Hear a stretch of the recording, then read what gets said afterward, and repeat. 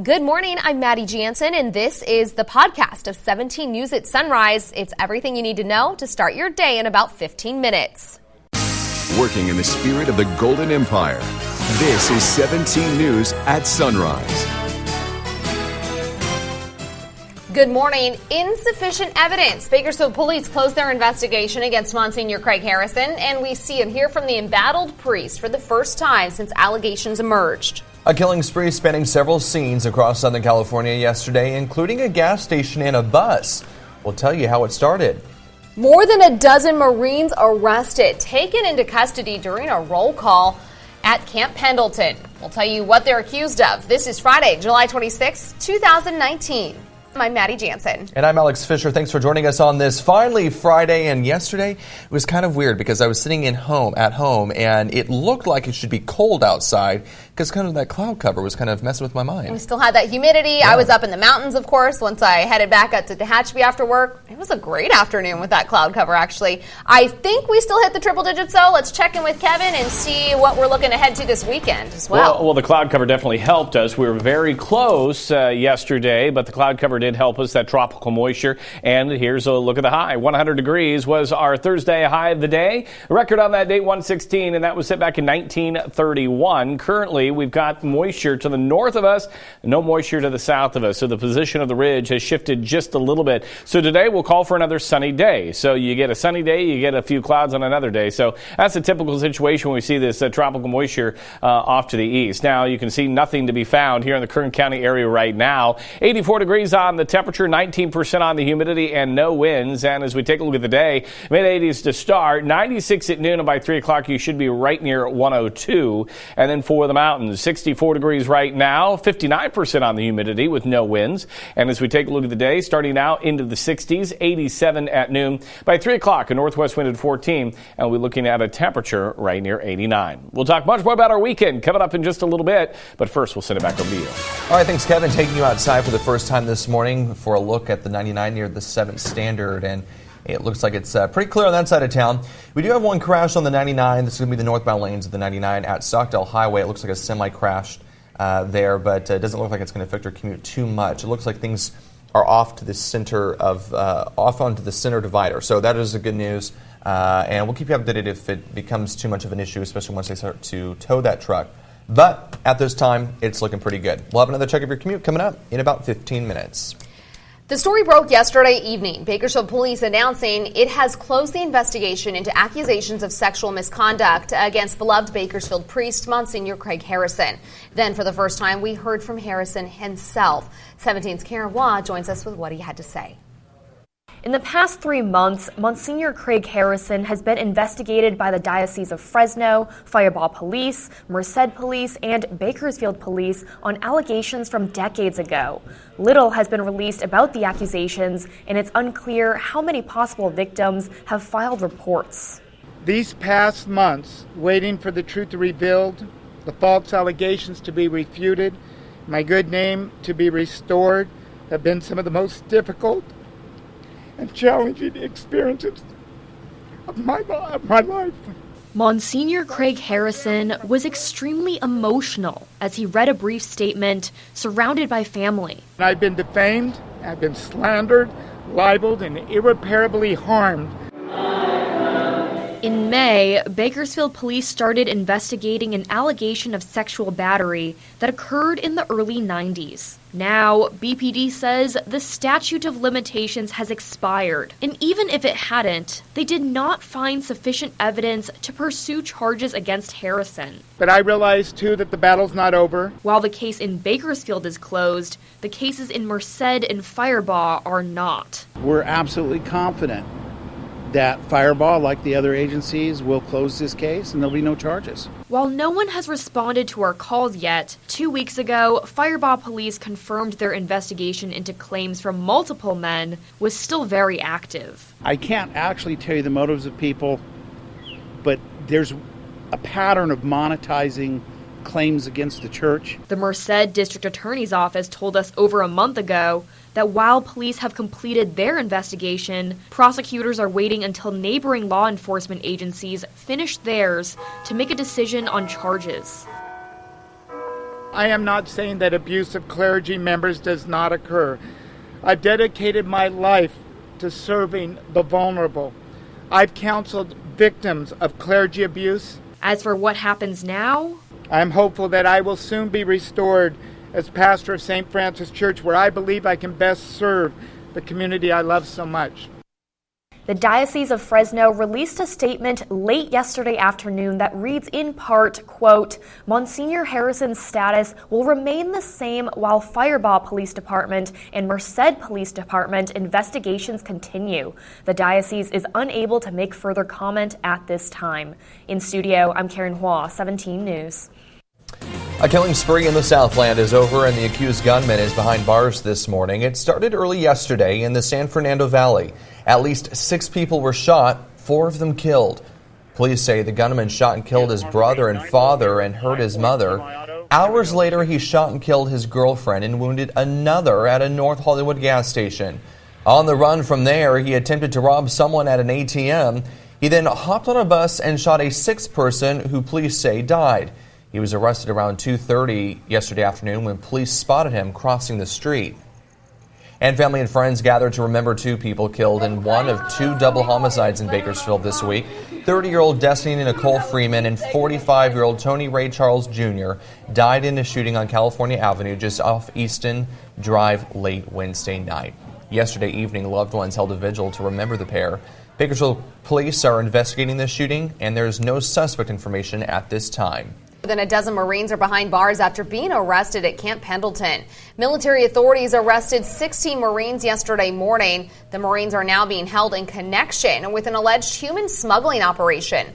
They're also being questioned about alleged drug offenses. Officials say the arrests came after information was gained from a previous human smuggling investigation.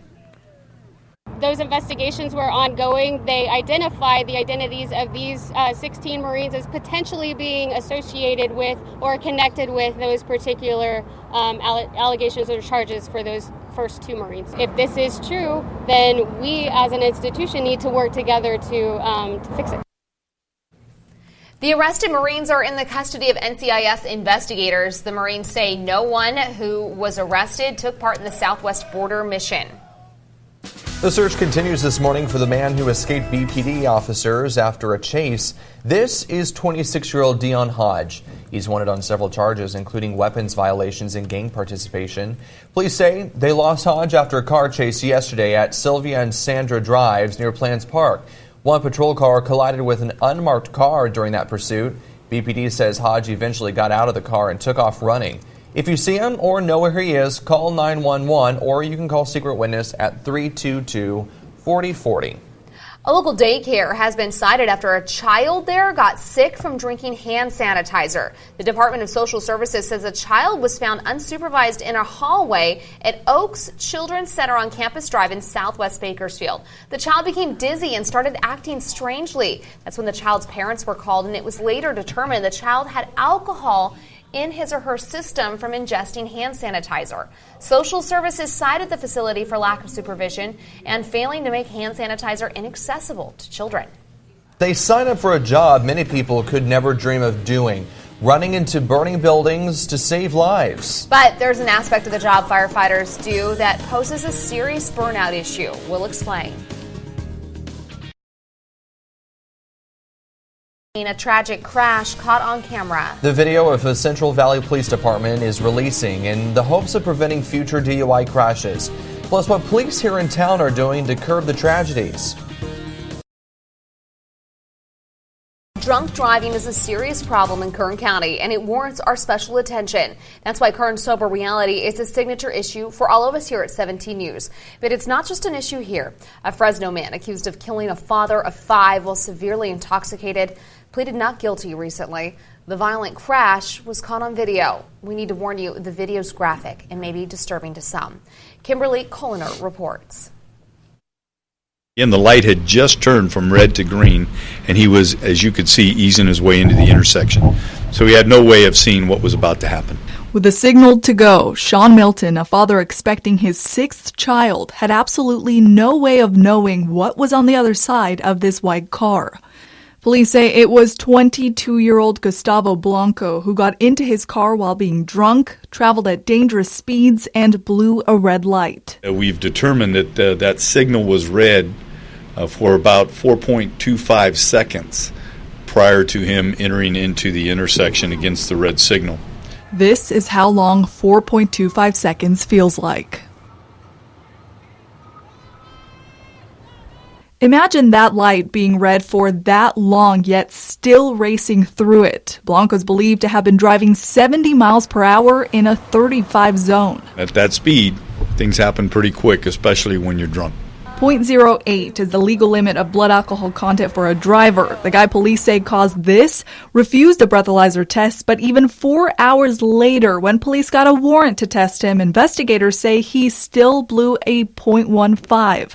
Fresno PD says that led to this, and the department is heartbroken. I wish we could have saved Mr. Milton's life, but unfortunately, a drunk driver took his life.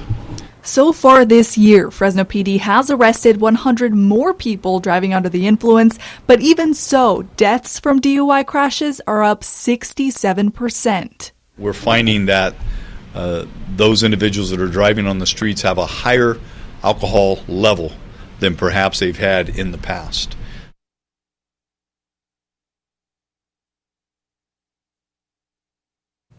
Gustavo Blanco remains behind bars. His bail is set at $159,000, but that could go up.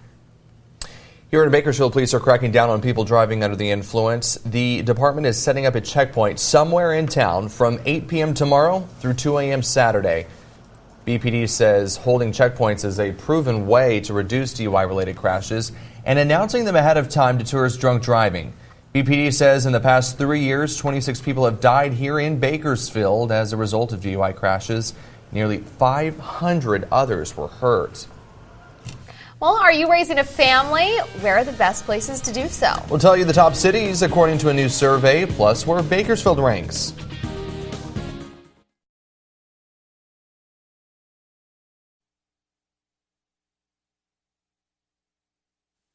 KGET Business Watch is brought to you by Grapevine MSP Technology Services, the Valley's leading IT service provider. The 2017 Equifax data breach exposed personal information of more than 140 million people. If you were one of them, you can now file a claim for reimbursement. This week, Equifax agreed to a settlement that includes up to $425 million of reimbursement money for affected customers. You can file a claim for 10 years of free credit monitoring, or you can get $125 if you already have credit monitoring. You could also file for up to $20,000 for the time you spent remedying fraud, or for out-of-pocket losses because of the data breach, or for expenses you paid for credit monitoring a year before the breach. We've posted more details on how to file a claim on our website, kget.com. It's a big decision for parents where to raise their family. So where are the best places to do so? A new study by Wallet Hub says the Overland Park, Kansas is the best American city to raise a family in 2019. The rankings were based on key essential family dynamics, including family fun, health and safety, education and child care, affordability, and socioeconomics. The Midwestern city also ranked first in affordability. Coming in second, Fremont, California. Bakersfield ranked 108. And taking last place, Detroit, Michigan at 182. They're called hacks, shortcuts, tips and tricks that make your life easier. And today, money expert Stacey Johnson is here to offer some in the kitchen. The kitchen is the heart of your home. It's also the place where some simple hacks can help you get the most from your food. Ready for some simple tips to make your food life easier and more fun? Hack number 1, put your ice cream in a plastic bag. That will keep it nice and soft. No more bending spoons. If you put plastic wrap around the crown of your bananas, they'll last longer. And if you wrap your celery, broccoli, or lettuce in tinfoil, it will last longer. You can keep your brown sugar from becoming a rock with a couple of marshmallows. Bread will also work. Too late? Put that brown sugar in a bowl, cover it with a wet paper towel, and nuke it for 20 seconds. Fixed. And guess what else that works with? Stale bread. Wrap it in a damp paper towel, microwave for 10 seconds, good as new. Want to keep your cookies moist longer? Put them in a container with a slice of apple. Got a bag of something you want to keep? Cut the top off a water bottle, pull the bag through, and screw on the top. Ever freeze your hands while making patties from recently frozen beef? Try this instead. Preform your patties by putting your meat in a plastic bag and sectioning it with a straight edge. Well, there you go. Some quick food hacks, but there's a lot more where that came from, and I want you to add your own. Go to moneytalksnews.com and just do a search for food hacks. For Money Talks News, I'm Stacey Johnson. Money Talks is brought to you by